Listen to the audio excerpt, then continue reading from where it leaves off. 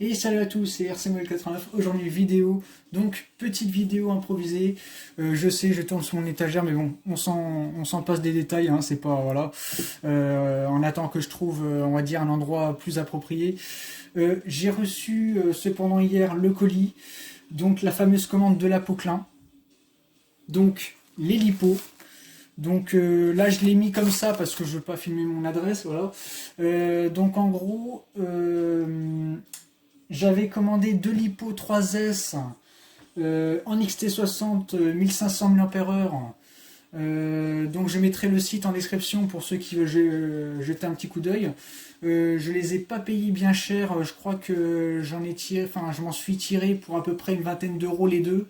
Donc ça va, parce que bon, faut savoir qu'une lipo, plus vous montez en S, donc plus vous montez en puissance en gros, plus c'est cher. Voilà. Donc une 3S, ça peut très vite chiffrer, suivant les sites qui proposent. Mais là, du coup, je l'ai trouvé, je ne me rappelle plus du nom du site. C'est de la marque Baggy, voilà. C'est des Baggy 3S, donc sans plus tarder, on va déballer, hein, comme ça je vous montre.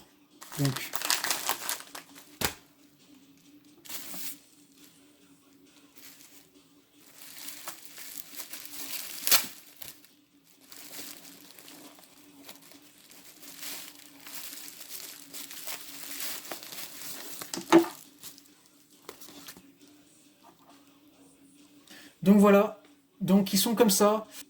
Donc vous pouvez voir, hein, du coup, que c'est bien de la marque Baggy. Après, bon, c'est la première fois que je commande ces batteries-là, donc je sais pas ce que ça vaut.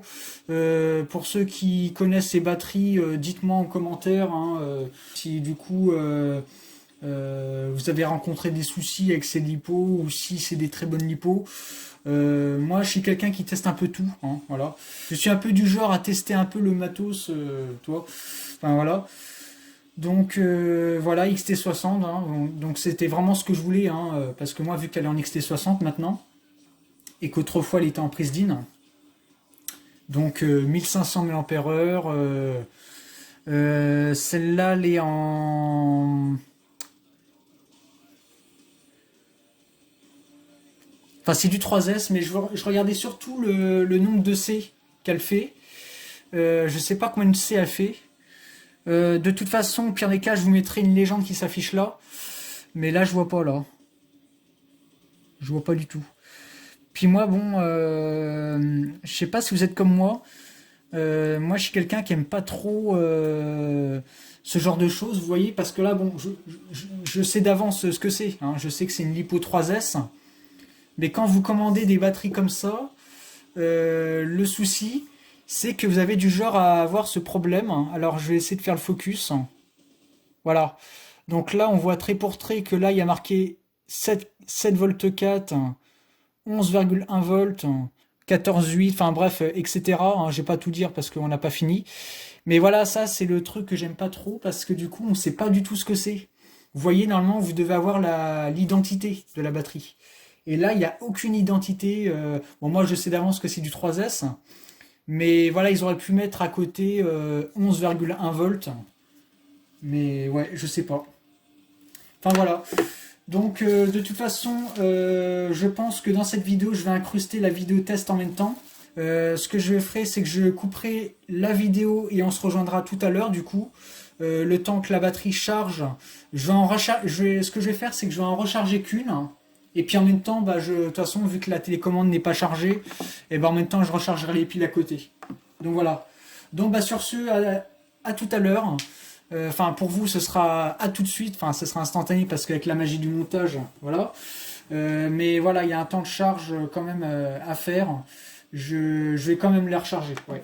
C'est très conseillé parce que bon, j'aurais pu me contenter, c'est sûr, hein, parce que bon, je sais que disons qu'il y a toujours de l'énergie, hein, si vous voulez, dedans. Mais voilà, c'est pas chargé au max, hein, quoi, c'est ça. Donc voilà, donc sur ce, on se rejoint. Donc, allez. Donc me revoilà, donc du coup ça y est, batterie chargée à fond, voilà. Donc ça a duré, je dirais une bonne heure, à peu près une heure de charge. En même temps, bon, ce que j'ai fait, c'est pendant que ça chargeait, parce que là maintenant j'ai la coque, hein. Et puis là, bon, bah comme pour ceux qui étaient présents dans les vidéos précédentes, euh, j'avais expliqué comme quoi que l'ancienne lipo était là, la 2S. Et moi, mon objectif, du coup, ce serait de la mettre, ouais, de la mettre là, comme ça. Il faudrait qu'elle tienne comme ça, hein, vous voyez. Donc, j'ai avec moi le velcro, donc le fameux velcro qui va venir du coup rattacher ça. Parce que moi, je vais pas je vais pas la réattacher à nouveau avec du double face, parce que le problème c'est qu'après, bah, disons que je pourrai pas remettre l'autre batterie. Si à la fin d'un run, ou même pendant le run, j'ai pas assez d'autonomie, et bah s'il faut que j'arrache à chaque fois, c'est pas pratique. Donc du coup, ça on en trouve pour pas cher dans les magasins genre Aldi, Lidl, voilà. Donc ça coûte rien et puis ça dépanne bien. Et ce qui est bien, c'est que bon, c'est un scratch, mais vous avez la partie double face derrière. Donc vous le découpez au ciseau à la longueur souhaitée et puis voilà. Donc du coup, je vais le découper à la longueur de ça. Donc ce que je vais faire une première fois, c'est que je vais... bah d'ailleurs, non, je vais le faire directement comme ça. Je me mets sur la cabine pour que vous voyez, parce que sinon vous voyez pas. Parce que sinon ça me ferait baisser la caméra, mais je peux pas trop. Alors, vu qu'on est sur un trépied qui est pas stable du tout, ce que je vais faire, c'est que je vais m'y prendre comme ça. Donc ça fait à peu près ça. Donc je vais couper à là. Hop.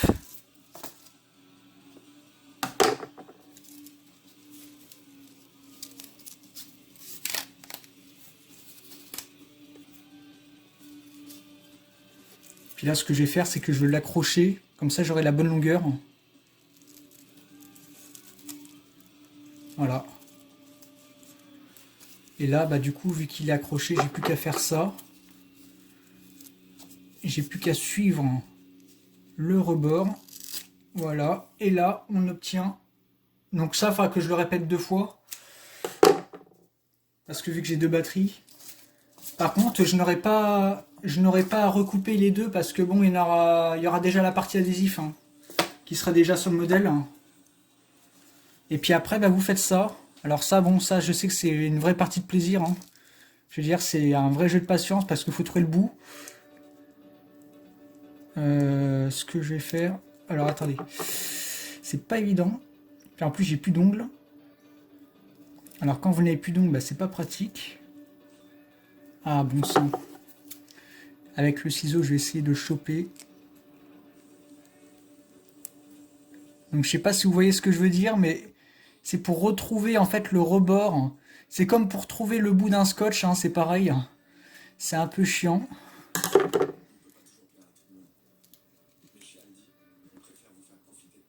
Hop, voilà.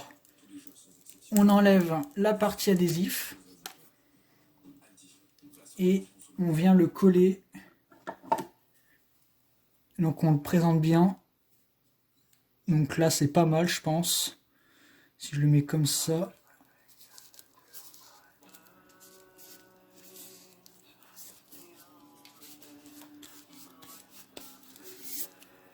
Voilà, super. Et puis là, voilà, baptisé.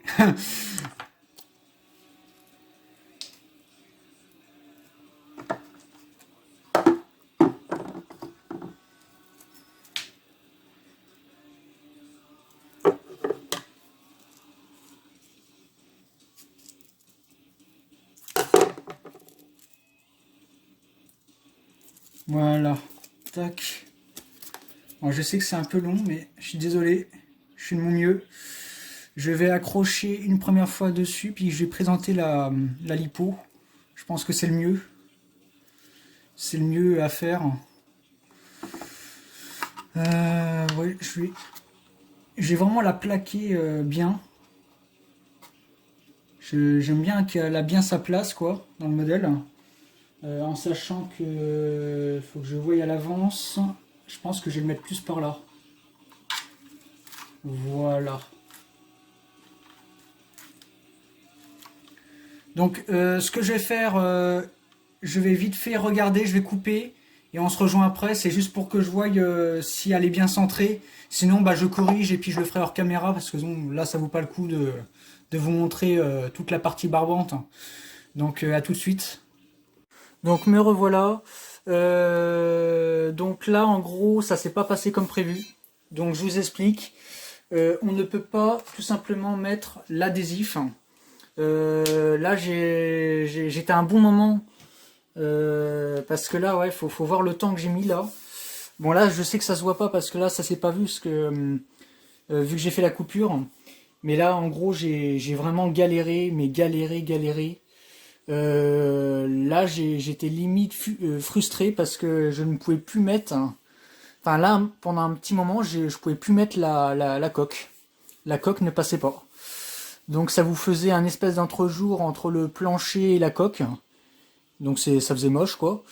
Et là j'étais vraiment frustré parce que je me suis puré, j'ai acheté tout ça pour rien, j'ai acheté ces petites batteries là pour rien. Et encore j'ai été vraiment au plus petit. Hein. Parce que bon, il y a une chose que je vous ai pas dit pendant la durée de l'unboxing. Sur le site c'était marqué en description pour drone, avion, enfin en gros voilà, hein, c'est vraiment pour vous dire que c'est vraiment des petites batteries, mais en 3S. Et là, ouais, j'ai failli me casser les dents quoi. Mais là bon, ça va, là j'ai réussi à la mettre quand même. Mais en gros là, c'est pour vous dire que on ne peut pas mettre l'adhésif. On peut pas la mettre comme on veut malheureusement. Donc du coup là, ça veut dire que là actuellement, elle est en vrac. Elle est en vrac, bon, elle est pas en travers, elle est pas non plus, voilà. Mais elle est, si vous voulez, elle est placée le long. Enfin, elle est bien au long de la carrosserie. Elle est bien placée, mais faut pas grand chose quoi. Hein, voilà. Donc bah du coup là, je l'ai allumé. Donc vous pouvez voir, hein, ça, c'est pas mal. Hein. Donc là, je vais faire vite fait une petite démonstration et puis on va se quitter sur cette fin, sur cette démonstration. Donc c'est parti. Donc batterie chargée à fond, hein, je tiens à dire.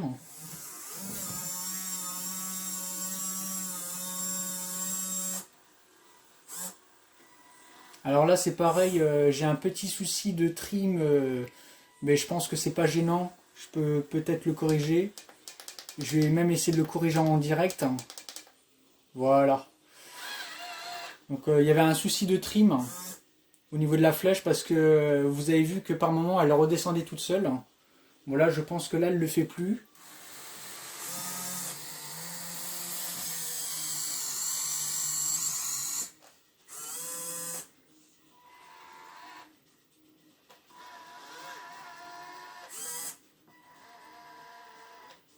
Alors attendez, je vais faire une petite manipulation rapide au niveau des chenilles.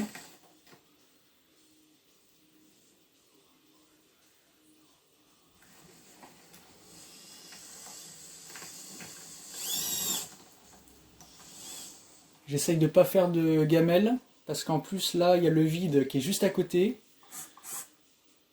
Non, bah vous voyez, il y a toujours ce souci de trim. Voilà. Donc là, je vais vous éblouir, hein, désolé.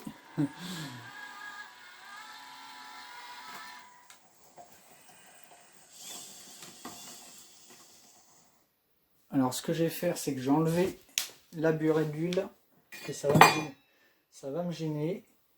Je vais mettre ça là. Ouais, donc en fait, l'espèce de tôle que j'ai mis par terre là, qui est là, c'est ce qui vient recouvrir les servomoteurs au niveau du châssis à chenilles. Donc ça recouvre en fait, hein, voilà. C'est le carter, hein. C'est un genre de carter moteur. Mais là, je l'ai pas, je sais pas si je vous l'ai dit, mais voilà, il faut que je le réduise parce qu'il est trop large.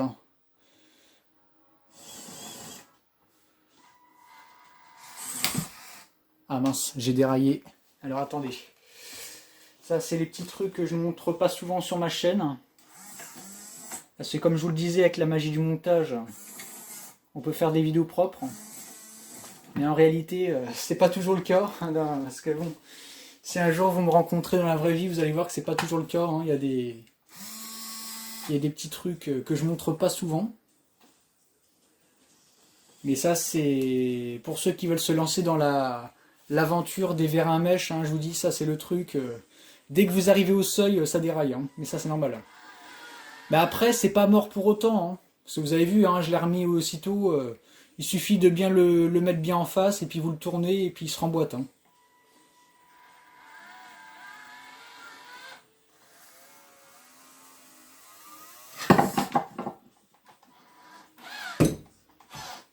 Ah, peut-être plus j'ai écroulé le mur là. Peut-être plus j'écroule le mur de la chambre, vous imaginez, nous. Alors oui, c'est pareil, hein. Il y a un truc que j'ai pas expliqué. Alors là, je vais volontairement le reproduire pour que vous le réentendez. Donc là, écoutez bien.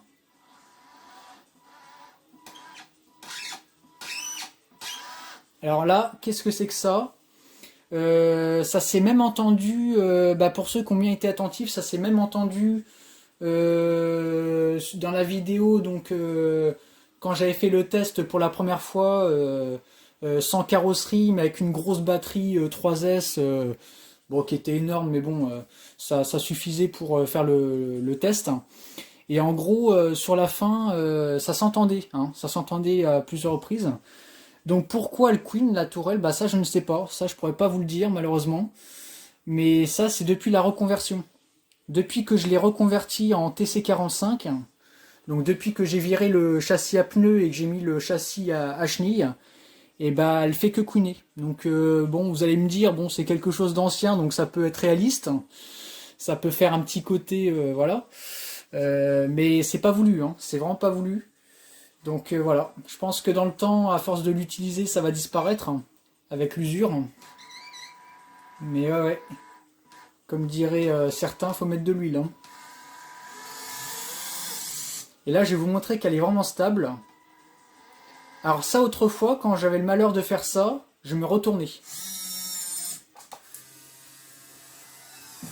Voilà, donc là, vous voyez, là, la machine, elle est pratiquement dans le vide. Là, je suis bras tendu. Et ça, si j'avais le malheur de faire ça avec la TY45, donc c'est-à-dire la version à pneus, et ben je me retournais. Et maintenant, je ne peux plus parce que là, vu qu'elle fait 5 kilos, et ben malgré qu'il y a beaucoup de commentaires dans le passé de personnes qui m'ont dit qu'il y avait un manque de poids au niveau de la masse, alors effectivement c'est le cas, et ça restera toujours le cas aujourd'hui. Il y aura toujours ce manque de masse important au niveau de l'arrière. Mais disons que le fait d'avoir le fait de l'avoir fait passer en version à chenille, ça vient, on va dire, combler le manque, si vous voulez. Hein.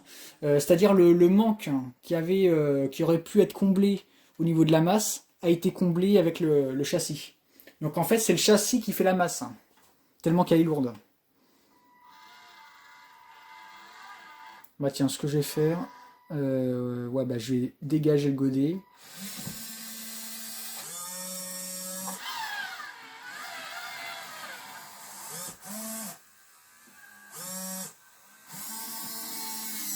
Donc du coup prochainement je risque de faire du coup des vidéos chantier, chose qui ne serait pas on va dire étonnant à voir sur ma chaîne, hein, parce que le fait d'avoir vu du coup que j'ai pu reconvertir cette machine, parce qu'il y a toujours cette phrase que j'avais dit dans le passé en fin d'année 2020 où je disais, si vous vous rappelez avec mon petit frère, enterrement civil Gap et Frelon, et ben à la fin de cette vidéo j'avais dit que je ne tournerais plus de séquences avec cette machine. Mais il faut savoir que à ce moment-là, quand j'ai tourné cette vidéo, je ne le savais toujours pas que j'allais faire ça. Ça, je le savais pas encore. Et c'est un matin en me levant, quand je me suis levé et que cette idée m'est venue dans la tête, je me suis dit là, il va falloir vraiment que je l'améliore cette machine, parce que c'est vrai que j'en avais marre. J'en avais vraiment marre parce que même si je le montrais pas toujours, parce que comme je vous le disais, avec la magie du montage, on peut cacher, hein, même si c'est pas, on va dire, sincère en faisant ça. Parce que du coup, c'est limite si je suis pas en train de vous cacher des choses en faisant des fractionnements sur les montages. Mais ouais, vraiment pour vraiment vous dire, en TY45, elle tanguait. Elle tanguait énormément. Je recollais à chaque fois le rétroviseur tellement que je faisais des tonneaux. Et à chaque fois quand je me retournais, bah ça tombait toujours côté rétroviseur. Donc d'où le fait que ça cassait à chaque fois le rétroviseur et moi j'en avais marre. Hein. Donc un bon coup, je me suis dit, allez, c'est bon. Trop c'est trop. Je la passe en TC45 et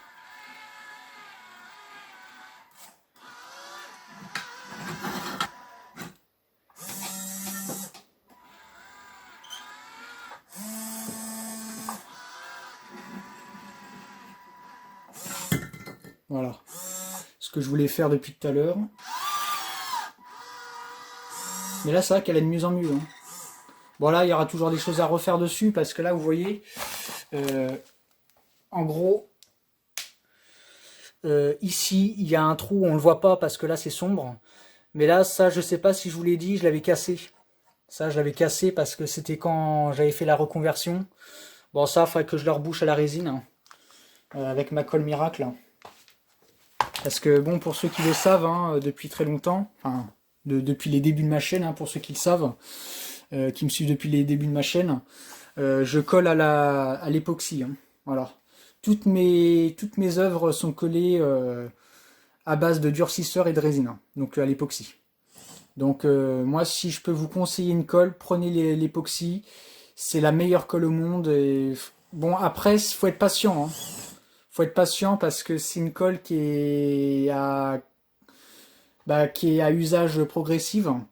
Donc c'est-à-dire que vous avez la version rapide, mais vous pouvez aussi avoir la version progressive. Donc moi, je prends la version progressive.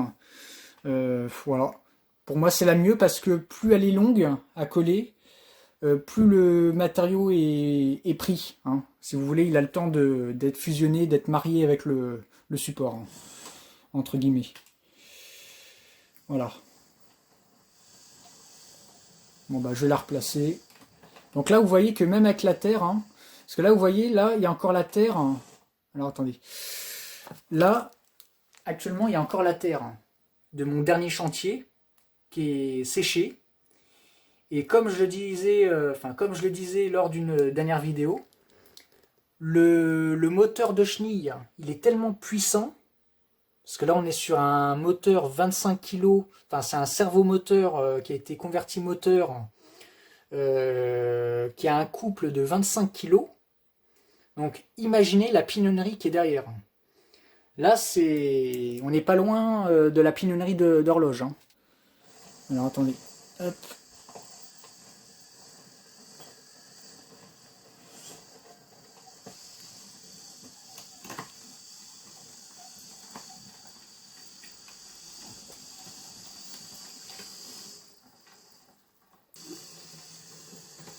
Voilà.